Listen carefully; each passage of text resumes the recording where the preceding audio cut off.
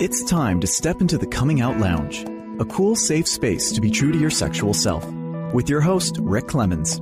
Rick has helped hundreds of people come out of the closet, and now each week he's bringing you cool insights for loving and accepting yourself, boosting your self-confidence, and living a guilt-free, purpose-filled life on the other side of the closet doors.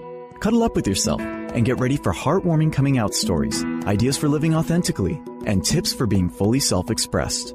Now here's your host, Coming Out Coach Rick. Hey, closet dwellers and closet busters. It's time once again for another episode of the Coming Out Lounge. I'm Rick Clemens, your coming out coach. And today we are going to step out, step up, and step into telling some really powerful coming out stories. Because you see, here's what I believe. I honestly believe we've all got a story that needs to be uncovered, to be shared, and one that will help others. And each and every one of our stories has a real purpose. Yet if we don't share those stories, if we keep them to ourselves and we don't get them out in the world where they can be a benefit to others, we will have less impact and we're not being called. We're not doing what we're meant to do in the world. So I wanted to start today, this episode, with really looking at the benefits of sharing our stories, to sharing ourselves, and truly being beacons of light to others. So today we're going to explore some powerful, heart-wrenching, and, really look at the liberating world of telling our LGBTQ stories. In fact, I found a guy who's doing a beautiful job at this. His name is Gerdes.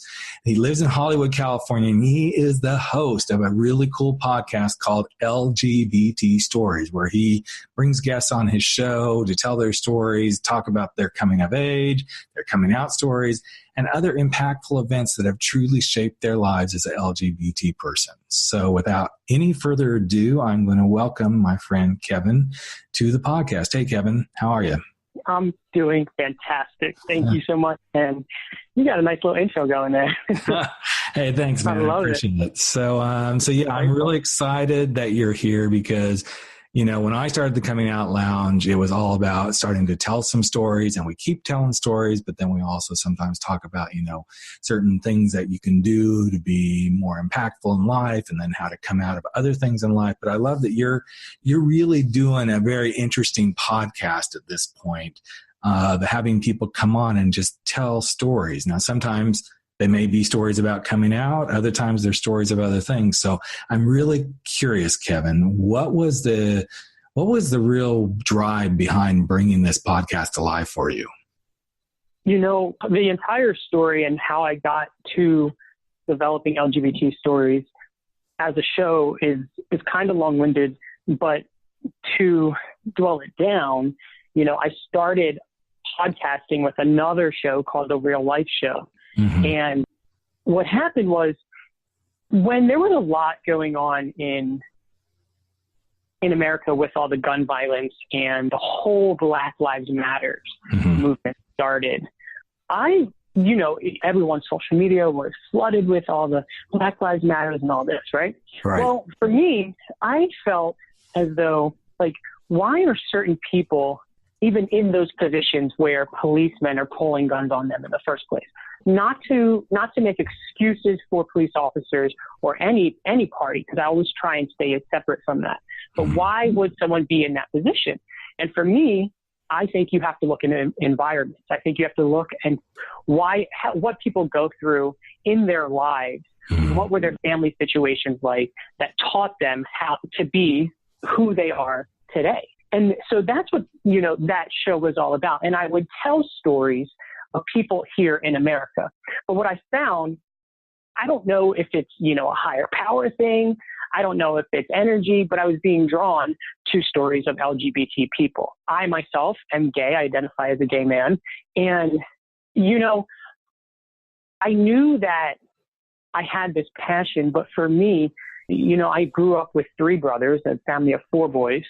And, you kind of learn, it's kind of, again, your environment, it's ingrained into you to be not, and I really, really quote this, but not so gay. Right. And because it's not my views, but it's just a natural thing that, I grew up with. So for me, while I didn't even know that I had such a passion around stories about LGBT people until I did a few episodes on my other podcast. And then I said to myself, wait a minute, there's got to be something here. These are the stories that are actually I'm being the most moved by. And that's where I got this idea to start another podcast called LGBT Stories. And I love the story format of a podcast. For me, question and answer isn't the most exciting thing for me personally. I am, I come from the entertainment world and acting and hosting. I really love listening to a story or watching a story. So I started recruiting people to be on the show to tell their stories of coming out or coming of age. And the purpose for that, I mean, there's a whole nother reason as to why I'm even doing that, but that's how the show started. That's where it came from. But I'm curious, Kevin, don't you think that when we actually tell our stories, that it's the thing that actually begins to bridge us together as humanity? We can say stand for this or stand for that or whatever. And that's one part of, getting things done. But when it's always stand for this or you're right or I'm wrong or da-da-da, and we don't step back, especially in this current political climate that we're experiencing, if we don't stand back and say, so let me tell you my story. Let me share who I am. I think it's so much more impactful. You just nailed it on. Like, that is the purpose of this show. The podcast is done in a way that's very melodic almost. It's soft. It's not loud and expressive. It's a very soft story-based podcast. And for me, I have experience in 12-step rooms for myself. And I was exposed to, people have very different experiences in life. And like, I might not know what it was like for you growing up, and you might not know what it was like for me growing up, but you can identify with the emotion of joy, sadness, excitement, pain, hurt, all of those different emotions, what those are like. So when it comes to anti-LGBT people or people who don't understand the community, maybe they're not anti, but they just don't understand. Specifically, a mother or father whose son or daughter is coming out as LGBT, like maybe they just have questions or they're scared. If we can tell the story, if I as an adult can tell my coming of age story, and it just so happens that little Susie's mother finds the podcast, maybe she might not be able to relate to what it's like to be a gay man coming out. But if I can convey the emotions around that, she's got to be able to understand that. And that's where I think like what you're talking about is if we can get people to connect emotionally to who we are as people, because our emotions are the same. You might not understand my story. You don't even have to agree with my lifestyle, but try looking at me as a person and the things I've experienced and the emotions that I've experienced. If you're open and willing to expand yourself to understand that we have the same emotions, I have to believe that we can start uniting the world. And I do think it's one person can make a difference in our community, in our world. And the more people you have doing that, the more things just start to be elevated. Well, I agree with you. And I think part of the challenge is learning how to open up dialogue, number one. And number two, learning how to ask the right questions. One of the questions I've asked numerous times when I've, encountered someone who is very anti-LGBTQ is, so let me ask you this. What about me being gay infringes on your day-to-day life? Yeah. Or what about me being gay has you really scared about what might happen to you with me being in your world? And these are the kind of questions that if we approach it from a very soft-spoken space like that, or help me understand what it is that my life is doing to yours so that I can better understand what's bothering you. These are the things that I think are so important. And then when you tie it to a story, and, I've had a couple of encounters myself where I've looked somebody in the face and said, I get that, we have differences, but do you have children? And they'll say, yes. And I say, so do I. I have 2 daughters. I'm a parent. I'm a father. I go and run a business every day. I make breakfast. So I'm wondering as I list, many people have seen these sort of things posted in different places, but the more you can connect someone to the real story of who you are, the higher the likelihood is of some form of compassion or understanding showing up rather than you don't get me and fuck you. Yeah, exactly. And it is really hard. I have to say I'm having a very difficult time sometimes lately of walking that walk because I get nerves just like any of us do. But I think this is really beautiful that you're bringing these stories forward because this is what's going to connect us as humanity. And so here's the thing. Most people act from a place of fear. Most people generally don't hate other people, I think. I think people get scared. But why are they getting scared? They get scared of things that they don't understand or that are unfamiliar to them. Again, just like you and I have certain environments we were raised in, these people who may even be anti-LGBT or not know much about the community, they have their own environments and their own upbringing that's raised around. And they might not have been raised around anyone who is gay. I come from a small town in Maryland, and I'll be honest, you did not come out as gay in that town. Looking back, I'm so thankful I didn't, because I don't know that I would be here today. Mm-hmm. But everyone has their own upbringing. Everyone is scared. So what happens when we're scared? We oftentimes get angry and we oftentimes resentful or, some emotion like that. So it goes back to what you're saying with how are you going to approach someone? Are you going to do it angrily, saying, just like you said, no, you must accept me. You must accept me. While I think protest is important, I think peaceful protest is important. I think that a lot of millennials and a lot of people in my generation do not do peaceful protest. Mm-hmm. I think they impose too much. That's my personal views. But I do think protest is important. But what I do think is more important, that we can sit down and have intelligent, educational conversation with other people. That is what's going to make change. Mm-hmm. And in a time that we're dealing with, the political power that's running this country today, mm-hmm. It's scary for us. It's scary for other people. It's so many emotions going around. And we have to remember that we have a lot of love in our hearts. Mm-hmm. At the end of the day. I agree. I think that is one at the core of this. And it's really hard at times when you're being pushed, but you brought up the fear and so many times. And what we forget to remember is fear comes from anger. It comes from hate. It comes from confusion. It comes from uncertainty. When we can realize that all these things are the things that cause us to be scared and fearful, then we can turn around and go, okay, so explain to me why you're so angry, or explain to me what is uncertain about this. I have the beautiful pleasure of speaking many, many times on behalf of PFLAG. And we go into colleges and universities or churches or schools when, the list goes on. And one of the first questions I ask when I get up to speak is, tell me something that you're afraid of. Tell me something that really scares you. I don't even talk about my being gay yet. Tell me something that really scares you. And then what I do is I use that entry point of, so if you understood what scared you, how scary would it be? If you could have the answers to why that's causing you fear, how different would you feel? And then I step in and say, so let me tell you something. There's a lot of people, some of you maybe even in this room, are very scared of gay men because you don't understand. You don't understand their feelings. You don't get why they are the way they are. But I'm here today to share my world, my life, who I am as a parent, as a man, as a business owner, as someone who really likes to build bridges, and see if we can't help you understand so you can walk out of this room a little bit better understanding me, and me walk out of this room a little bit better understanding you. Now, here's the interesting thing, at least in this world that I'm in right now, and I'm mostly West Coast stuff, so that's part of why it's so much simpler.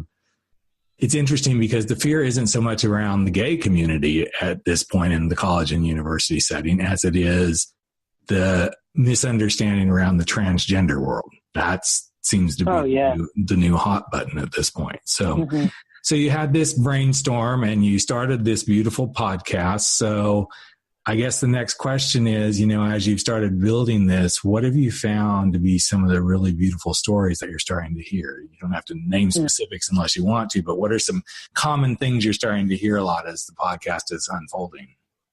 Podcasting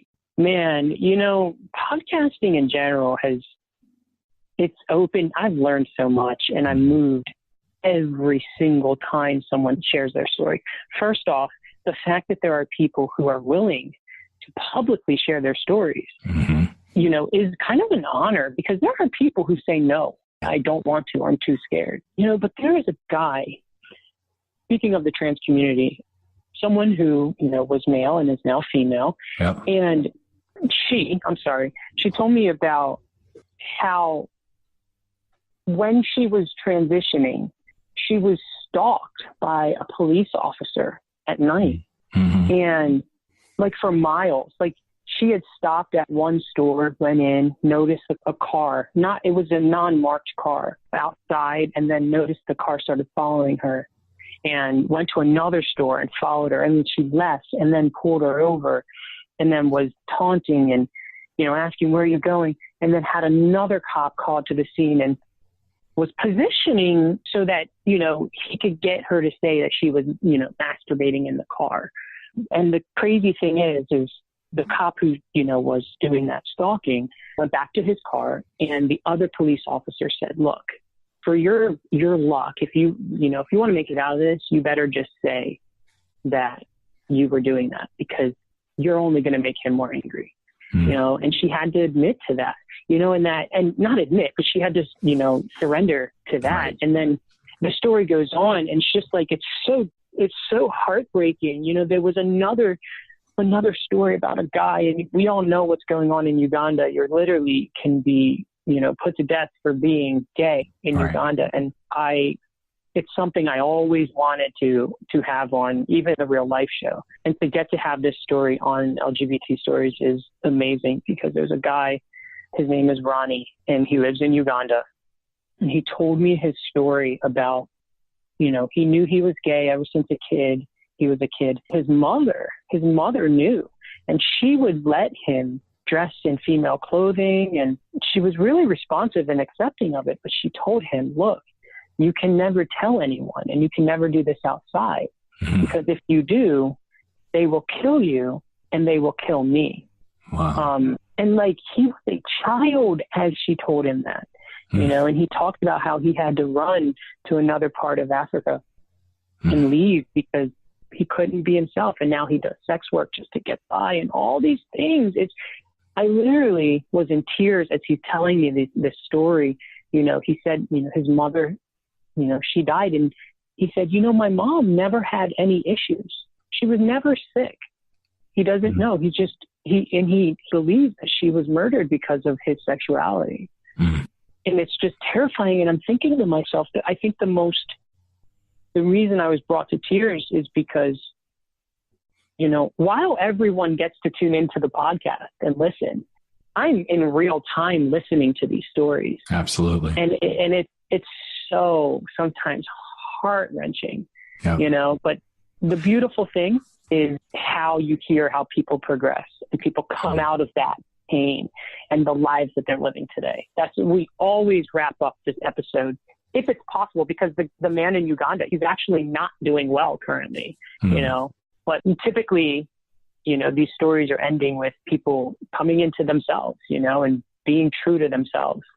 I'll finish up with, I love how you bring up the transgender thing and the fear around that, because, living here in Los Angeles, it is very, very well accepted. But I will admit, 7 years ago when I moved to LA, like I said, I grew up in a small town, and then I moved to Indiana, and I met my first trans person here in LA when I was 23. I'm 30 now. And I was scared. I did not know how to be around this person. And, this person was female to male. And I'll tell you what I found. It's more than just this person wants to be this, but I found an innate quality in this person, the nicest person I've ever met. And any trans person I've ever met till this day, I honestly one of the nicest people I've ever met. And the only thing I can contribute to it is when you are forced to be in a body that you know you do not identify with. I think it does something to people that I don't even understand. Right. I think it does something to people to where they, in my experience with the trans community, they do not judge and they accept everyone, in my experience, you know. And to be afraid is ignorant in the true sense of the word. You just don't know. And this is why people need to be educated. Yeah, and I think that's the thing is, I remember going through that with my first encounters with trans people where I was actually on a panel and going, okay, I know he's male to female or female to male, and you know, having to wrap my own head around this. And we've talked about this numerous times on the podcast before, how, you know, as humans, we have certain things that we have just become wired with that we have to unwire in order to become more accepting. But you can unwire if you have the determination and the willpower and choice, and you choose to do that. That's the beauty, is you can choose to go, okay, so I don't quite get this, but let's see what happens if I try to understand, if I try to be embracing, if I try to be understanding and move forward. And I think that's where it is we each go through these moments. I mean, I've had my own moments of homophobia and everything else that have shown up. The beauty of what you're doing, Kevin, is as you were telling and sharing those stories about, you know, the transgender person and the man from Africa, these stories are so important to be told, not only to hear whether or not they're doing good, which is great when they are, but just that the stories are being told because someone somewhere is going to listen to your podcast, to my podcast, to any podcast.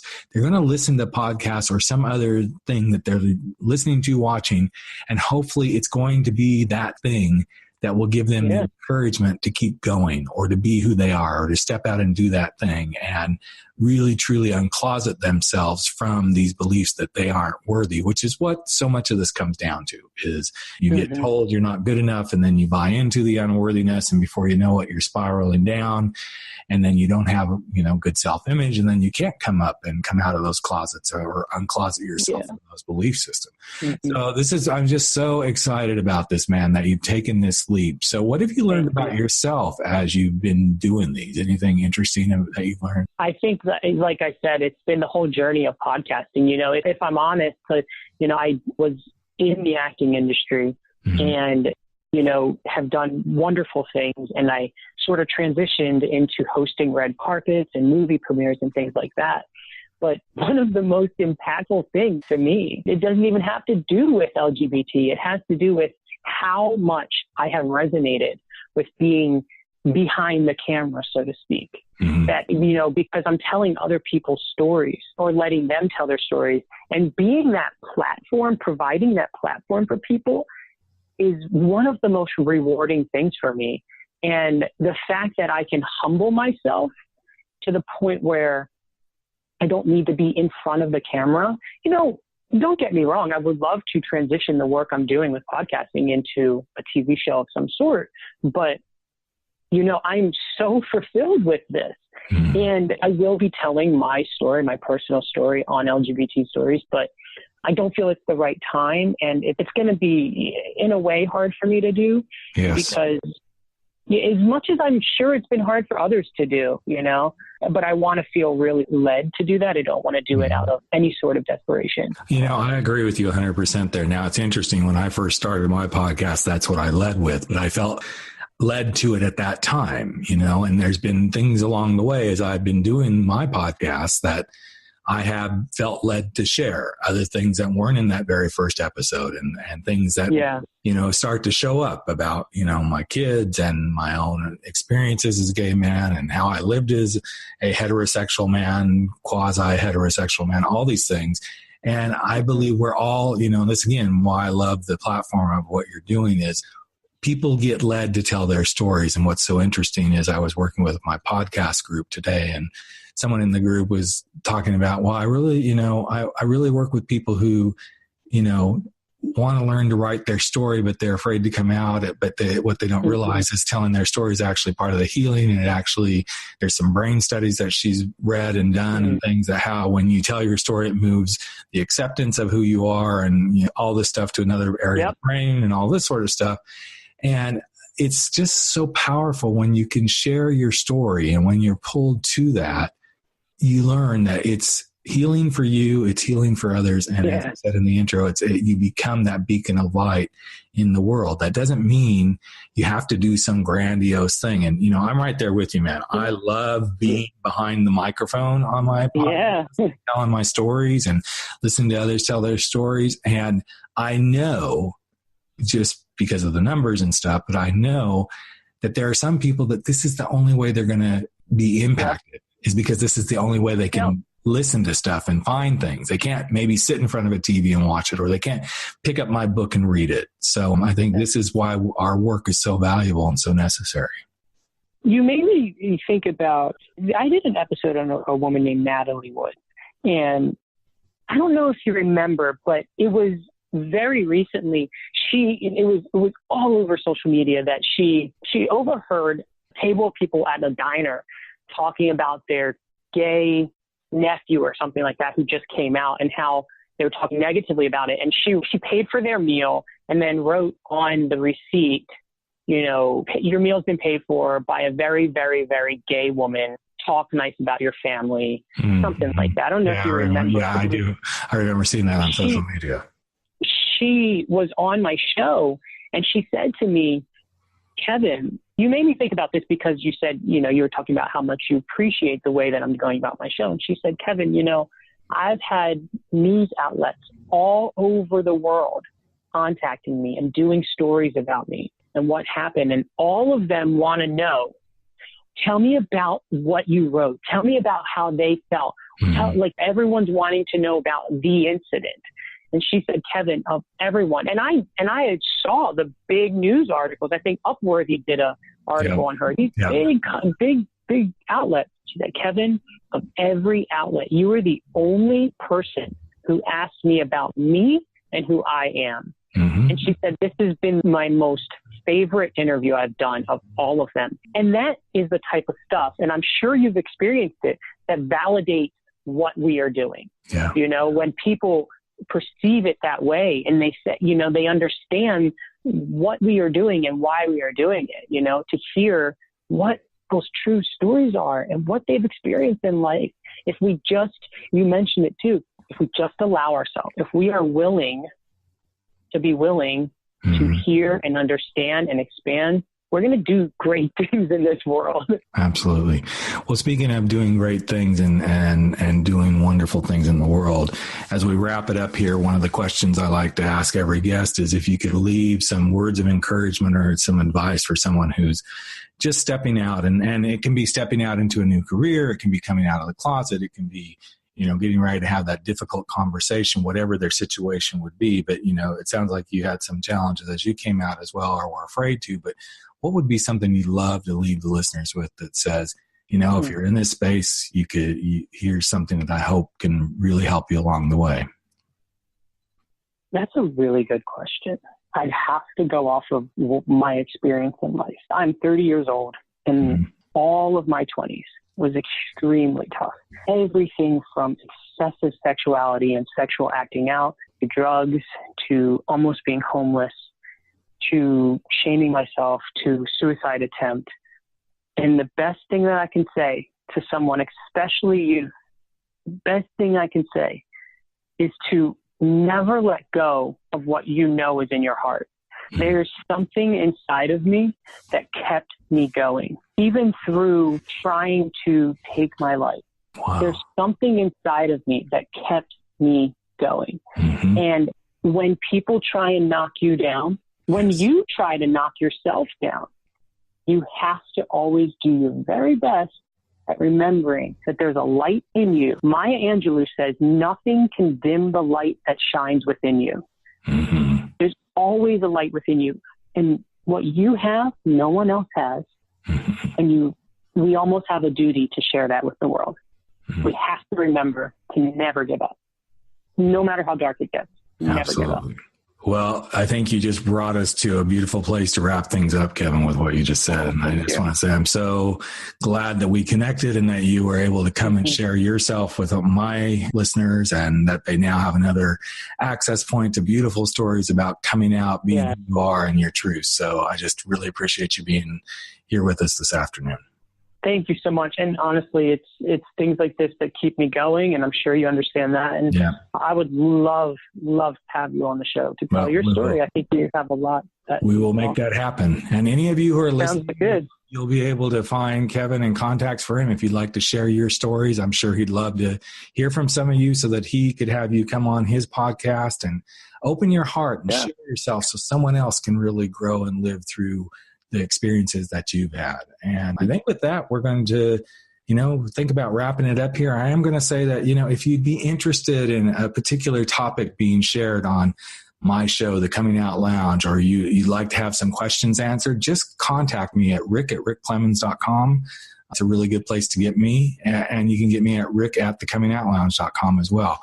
We'd be glad to answer questions or spotlight some of the things that you want to know more about as you do your journey towards being authentically yourself. And with that, we're going to wrap this episode up of The Coming Out Lounge. I'm Rick Clemens, the Coming Out Coach, and never stop stepping out, stepping up, and stepping in to living your powerful truth. We'll catch you in just a few days. Take care, everyone.